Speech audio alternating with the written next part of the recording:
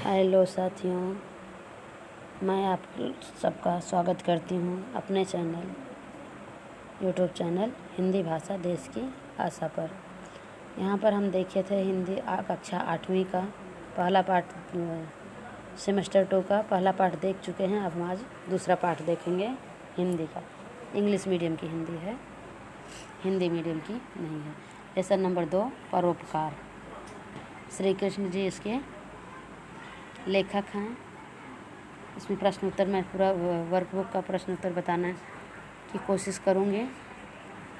यहाँ पर आप जो मैं कुछ अगर छोड़ दी, मतलब वीडियो बड़ा होने लगा तो मैं थोड़ा स्किप करूँगी, तो आप वो वीडियो को पॉज करके लिख सकते हैं। यहाँ पर स्टार्ट करते हैं।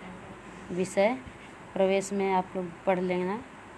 यहाँ पर ऐसे मैं दिखा दे रही हूँ, इसे आप पढ़ सकते हैं। इसके बाद यहाँ से परिच्छेद क्रमांक 1, निम्नलिखित परिच्छेद पढ़कर सूचनाओं के अनुसार कृतियाँ कीजिए। परिच्छेद 1 पाठ्यक्रम पृष्ठ संख्या क्रमांक 25 से है।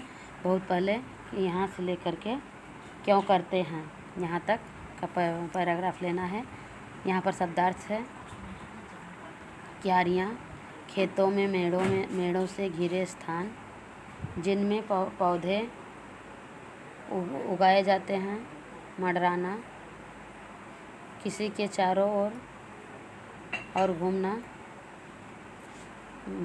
बर ततैया नाम का उड़ने वाला कीड़ा।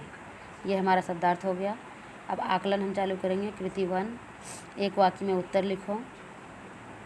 क्वेश्चन है, अपने रूप रंग पर किसे घमंड था। दूसरा क्वेश्चन है, मधुमक्खी कहाँ बैठी थी और क्या कर रही थी। तीसरा क्वेश्चन कृति पूर्ण कीजिए, दूसरा क्वेश्चन है। अब इसके आंसर हम यहाँ पर देखेंगे। देखो, वाक्य पूर्ण कीजिए, क्वेश्चन नंबर 3 है।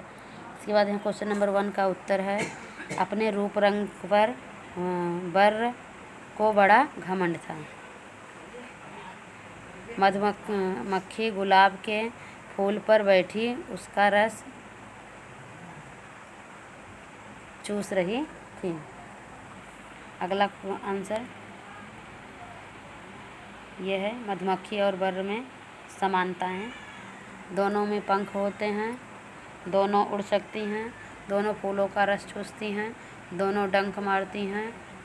और तीसरा क्वेश्चन है, एक गांव में फूलों की क्यारियां चारों तरफ सुगंध फैला रही थी। दूसरा है, फिर क्या कारण कि मनुष्य तुमको पालते और मुझे दूर भगाते हैं। अगला कृति 2, शब्द संपदा। निम्नलिखित शब्दों के विलोम शब्द लिखो। सुगंध का, सुंदर का, फूलों का और समानता का। और परिच्छेद में प्रयुक्त शब्द युग्म लिखिए। ये 2 प्रश्न थे। अब इसके उत्तर देखो। सुगंध का दुर्गंध, सुंदर का असुंदर, फूलों का कांटों, समानता का विषमता, रूप का। अब यहाँ पर क्या है, शब्द युग्म। रूप रंग जल भुवन, ये मतलब सब क्या है, शब्द युग्म है जो शब्द साथ में आते हैं। कृति 3 स्वमत है। किसी भी लघु कथा से जीवन बोध प्राप्त होता है। विषय पर अपने विचार लिखिए। यहाँ पर है मौलिक सृजन। पाठ्य पुस्तक पृष्ठ क्रमांक 25 पे। तो कथा कहानी जहाँ एक और पाठक और श्रोता का मनोरंजन करती है, वहीं ये हमें नैतिक मूल्य भी सिखाती है। लघु कथा किसी भी भाषा की हो, उसमें कोई न कोई, आगे देखेंगे, जीवन बोध छिपा ही होता है। हम बचपन से ही पंचतंत्र की कहानियाँ और जातक कथाएं पढ़ते आए हैं। छोटे बच्चे पशु पक्षियों को बहुत पसंद करते हैं, इसलिए इन कहानियों में पशु पक्षियों के माध्यम से अनेक नैतिक मूल्य सिखाए गए हैं, जैसे लालच का फल सदा बुरा होता है, एकता में शक्ति है, सत्य की हमेशा जीत होती है, संकट के समय बुद्धि ही हमारा साथ देती है, मित्र को कभी धोखा नहीं देना चाहिए, बिना सोचे समझे किसी पर विश्वास नहीं करना चाहिए आदि। ये हो गया हमारा सोमत। आगे हम देखेंगे परिच्छेद 2। निम्नलिखित परिच्छेद पढ़कर सूचनाओं के अनुसार कृतियाँ कीजिए। यहाँ पर है परिच्छेद 2, पेज नंबर 25 का ही है। शब्दार्थ हो गया।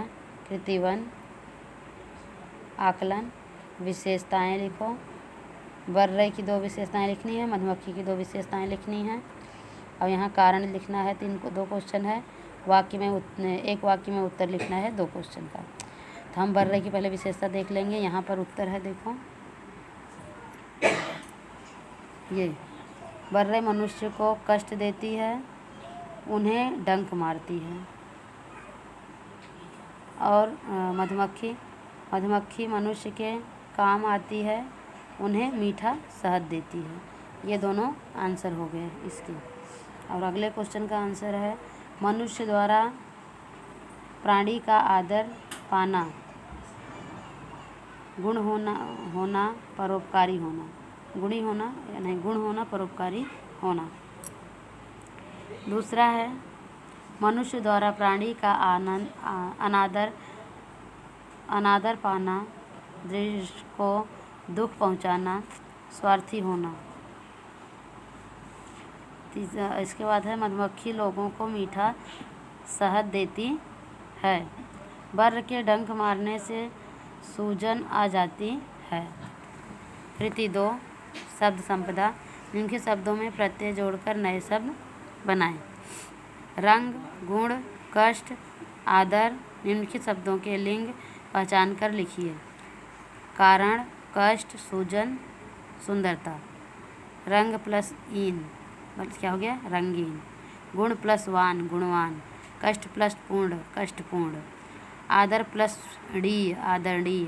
कारण पुल्लिंग है, कष्ट पुल्लिंग है, सूजन स्त्रीलिंग है, सुंदरता भी स्त्रीलिंग है। कृति 3 सोमत, सद्गुणों और दुर्गुणों के विषय में लिखिए। एक मनुष्य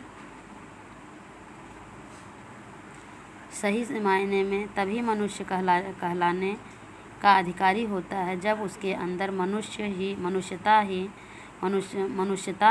मनुष्यता तभी आती है जब व्यक्ति सद्गुणों को सीख करता है। एक सद्गुणी अपना तो भला करता है ही है, फिर और समाज का भी भला करता है। जिस प्रकार एक सुंदर पुष्प आसमान के वातावरण को खुशनुमा बना देता है, उसी प्रकार सद्गुणी व्यक्ति भी सबका चहेता बन जाता है। हर करुणा, प्रेम, सत्य, शुभेच्छा, परोपकार, स्पंद, स्वच्छ आदि ऐसे ही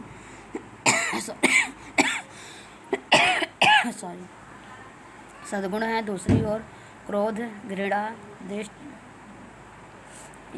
दृष्टि, स्वार्थ, अविश्वास, कठोरता,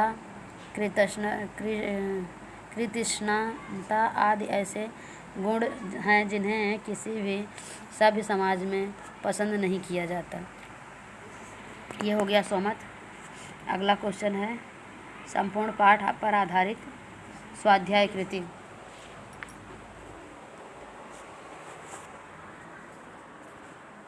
यहाँ पर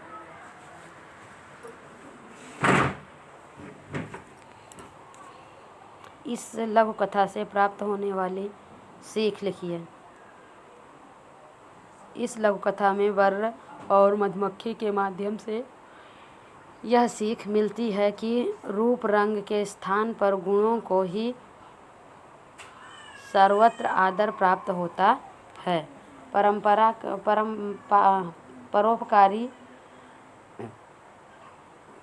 परोपकारी विपत्ति के समय काम आने वाले और सद्गुणी व्यक्ति सभी को अच्छे लगते हैं। दूसरी ओर स्वार्थी और दूसरों को कष्ट देने वालों को कोई पसंद नहीं करता है।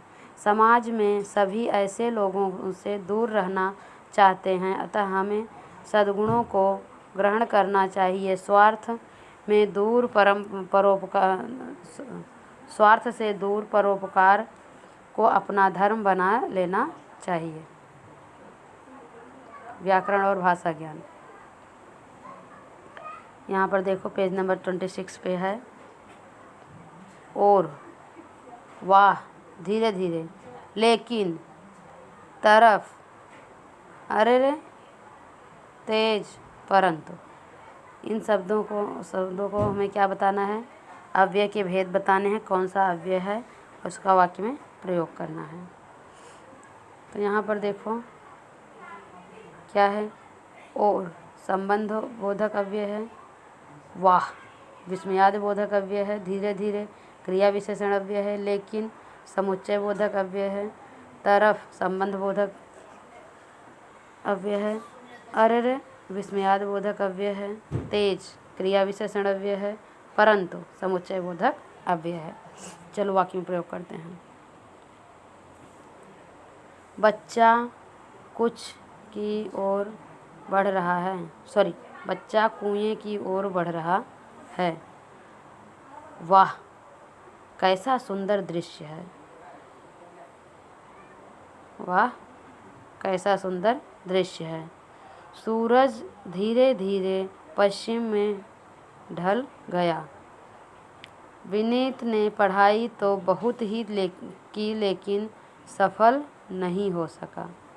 शेर जंगल की तरफ भाग गया। अरे रे यह क्या कर रहे हो? तेज चलो वरना गाड़ी नहीं पकड़ सकोगे। मैंने ऊंची कूद प्रतियोगिता के लिए बहुत अभ्यास किया था, परंतु पैर में चोट लग जाने के कारण मैं भाग नहीं ले सका। ये हो गए वाक्य में प्रयोग। आगे देखेंगे उपयोजित लेखन। प्राकृतिक सौंदर्य वाले किसी चित्र का वर्णन 10-12 पंक्तियों में लिखिए। पाठ्यक्रम 26 पे ही है ये मैं पढ़ के नहीं बता रही हूँ क्योंकि हमारा वीडियो अब बड़ा होने वाला है। वैसे दिख रहा है, आप पोस्ट करके भी लिख सकते हैं। इसके बाद मौखिक कसौटी है। मधुमक्खी को देखकर कौन जल भुन गई? फूलों की क्यारियाँ कहाँ थी? ये सिंपल से आंसर हैं इसके। ये आपको करने हैं। आगे अगला तीसरा पार्ट है। तीसरे पार्ट को हम नेक्स्ट वीडियो में लेके आएंगे। अभी वीडियो को यहीं पर समाप्त करते हैं। धन्यवाद।